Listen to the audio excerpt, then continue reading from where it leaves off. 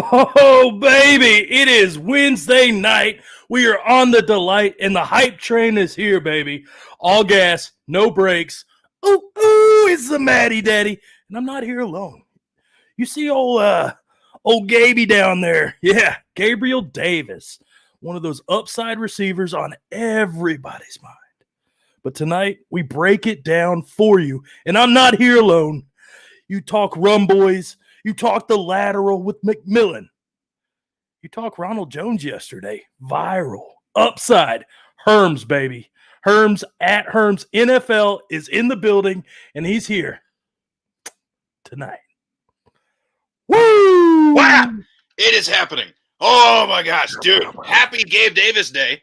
This is going to be fun. I mean, wow, dude. Oh, geez. What a day. What a day. What a day. All the rumors, all the gaga that we're hearing about the Bills. Yeah. You heard it like we were talking pre-show. Gabriel Davis, man, this is a guy everybody's got on their mind. The upside is there. Let's go ahead and start talking, man. Fill me in on Gabriel Davis leading up to now. Okay, so, I mean, we'll start from the beginning. Gabriel Davis, he was born April 1st, 1999. But no, anyway. Like a baby. Yes, of course.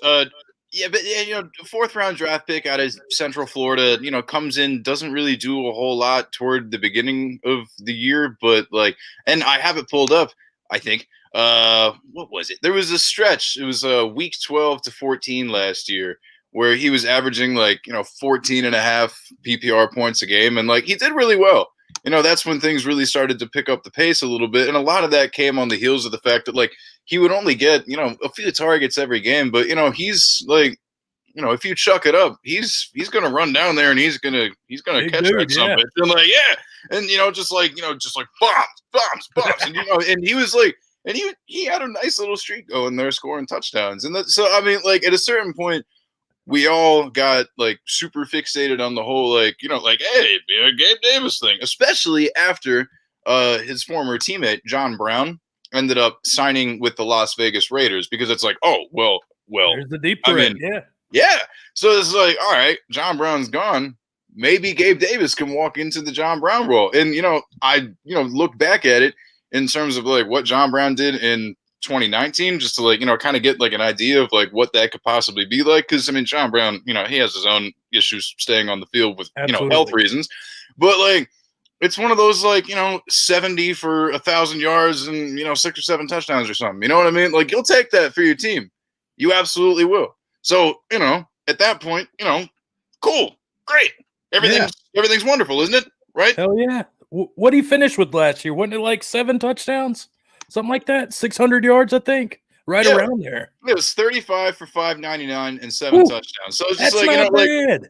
He already showed some of those flashes, right? So it's all right, things are getting popping. It's just so John Brown's gone. What do we do?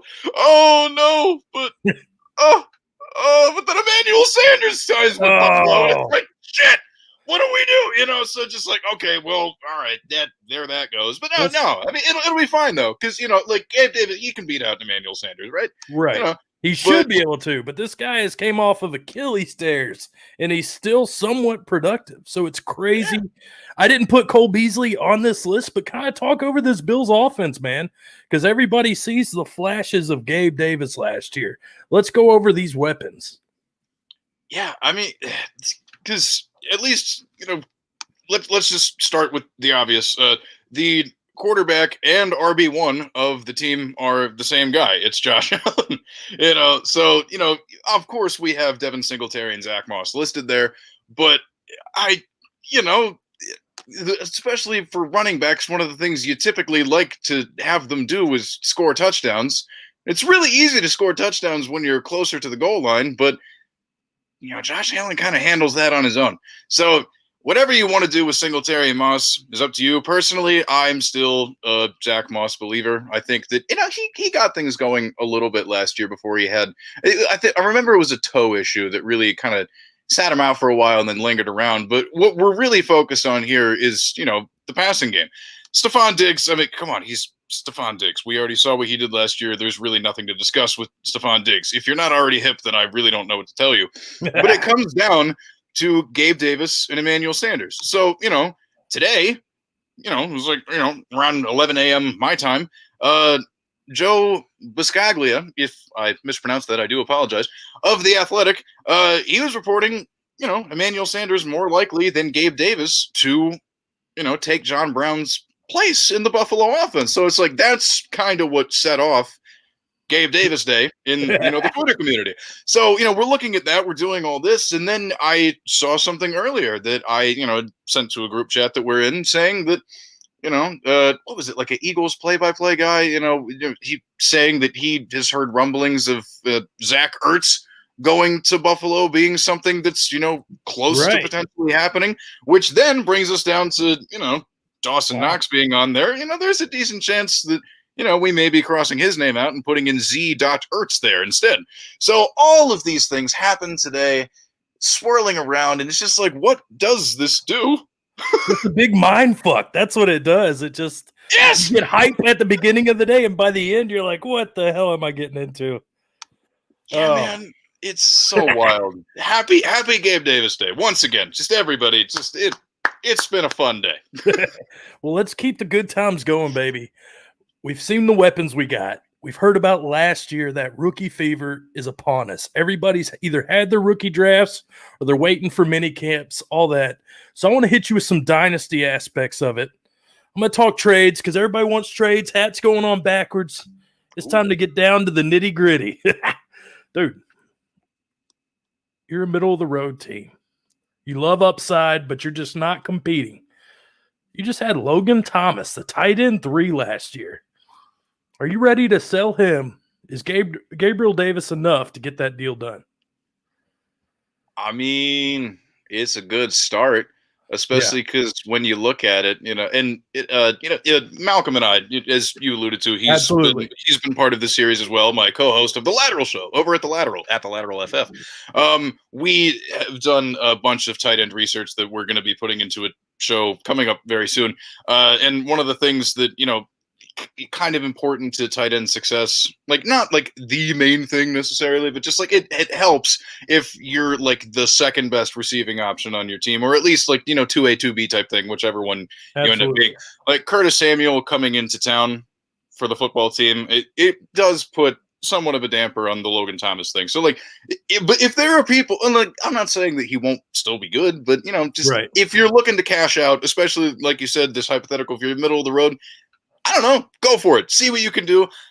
Gabe Davis, dude, because I get like the culmination of everything that we've been discussing so far is just like, how do you value Gabe Davis? And in my opinion, like I'd do it.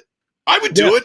Because like even if this report from that fellow with The Athletic is true, like Emmanuel Sanders has had his fair share of injury woes as of late. And also, what is he, 34?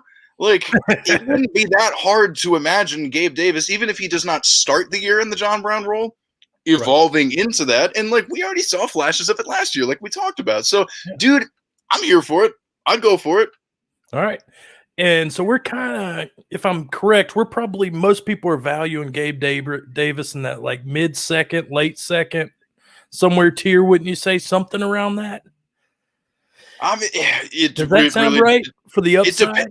It depends on who you ask, but I mean, I think for the most part, there are a lot of people who see that as a realistic path if everything, works out the way it should in theory. Okay, so here's another one, Herms. Say you're on the opposite side of that. Say you're competing.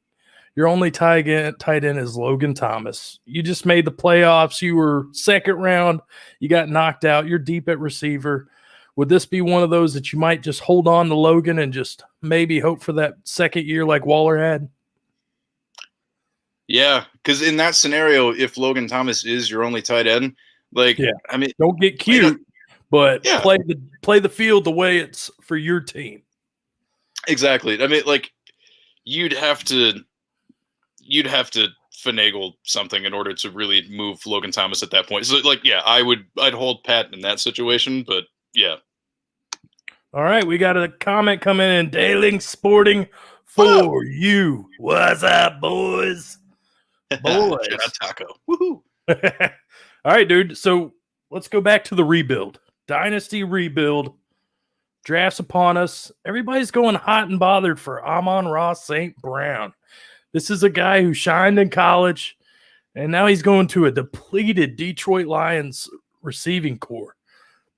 Is this one of those? This is kind of the questions we need to kind of visually see. Gabriel Davis with the upside, or the unproven rookie who could be step into an immediate role. Yeah, right there. There he is. Yeah, I mean, it's this one's tough. Close. Because especially because it's like, okay, like Gabe Davis, potential wide receiver 2 in a high volume passing offense, or the potential wide receiver 1, but in a significantly worse offense. So it's just like how much that the difference is somewhat negligible to me. Right. But I think in full rebuild, dynasty. People are trying to figure out where to value Gabriel Davis among all these other rookie receivers, these guys that if you are trying to go out and get this guy, like what people are going to be asking for the 206, or they're going to be asking for the 205 just because they've heard the news, the smoke and mirrors, and you've seen 1 year of Gabriel Davis. When he was on the field, he did pretty good. So yeah, and like I know that a lot of people who play Dynasty, like myself included, there's something to be said for, like the value of the unknown. Right. So like the fact that we haven't seen Amon-Ra St. Brown in the pros yet, and the fact that like a lot of people liked him coming out of USC. Like I don't know, man. He could be really good, and right. It's tough. It depends on like what type of dynasty player are you, man?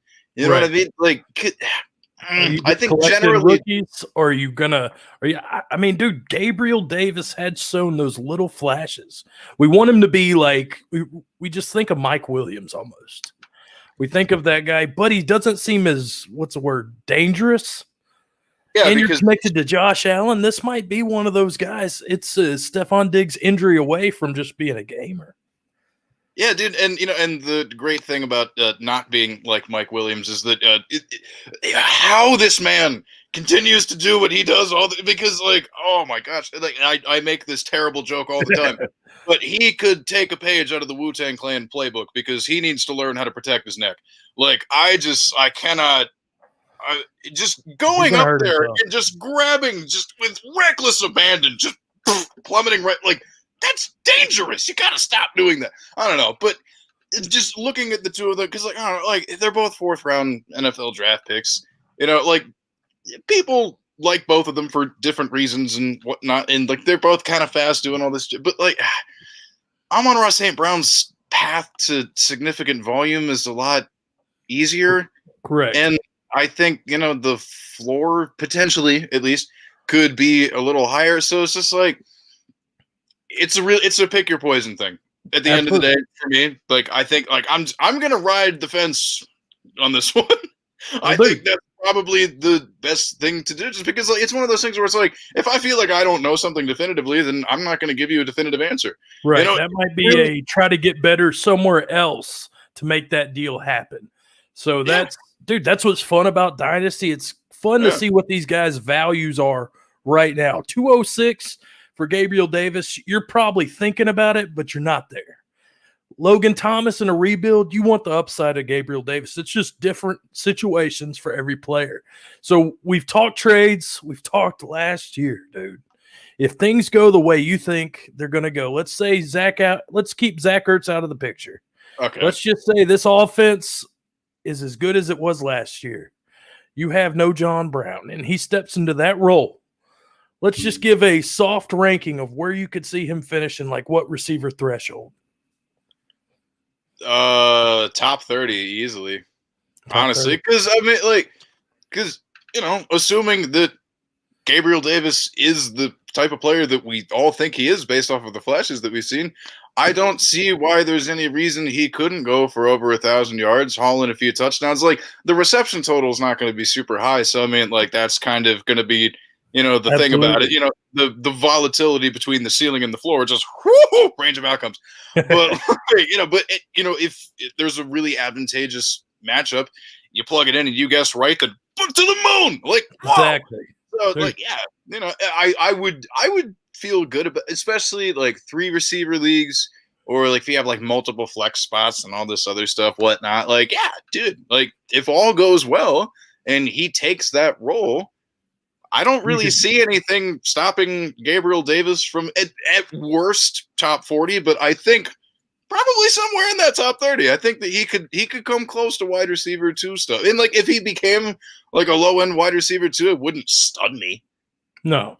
And that's what's kind of cool about this, is seeing his value now. We'll look back at this in a year and we'll be like, man, we were onto something with this upside, or he'll just fade into the unknown, like we said. But this might be the calm before the storm. And this might be not just Gabriel Davis day, but Gabriel Davis season. Herms, maybe we're on to something, baby. The lateral. Rum Boys on Friday night. Herms laying it down like it should be done. He's all over social media, and he's growing every day as an analyst. We cannot give him enough props. He deserves every single bit of it. Herms, anything else? Where can they find you if I haven't mentioned it? Well, I mean, before we go, thank you so much for having me on this wonderful, wonderful show. Oh, gosh, it was so fun to spend Gabriel Davis Day with you. Oh, you can find me on Twitter at HermsNFL. You can find my work with The Lateral at The Lateral FF on Twitter. And check out the website, www.thelateralff.com. We also have a YouTube channel. It's youtube.com/ a bunch of letters and numbers and stuff. You're going to have to go to the Twitter or the website to find it. It'll link off to it. Trust me, not that hard to find. And then we have a podcast, The Lateral Show, with me and my co-host, Malcolm, at McLateralFF on Twitter. We do stuff and we talk about fantasy football. We're more in the redraft realm, but hey, we play some Dynasty stuff too. I like talking about Dynasty. I just like talking about fantasy football. So like check all that stuff out. Check out me, Rum Boys After Dark, every Friday with the Rum Boys Fantasy Network. And if you don't know who they are already, I don't know what to tell you. Yeah. Hashtag Rum Boys. McLateral. He did Tyler Boyd for the quick hitters. Herms, dude, you killed it. As always, it has been a pleasure. My treasure.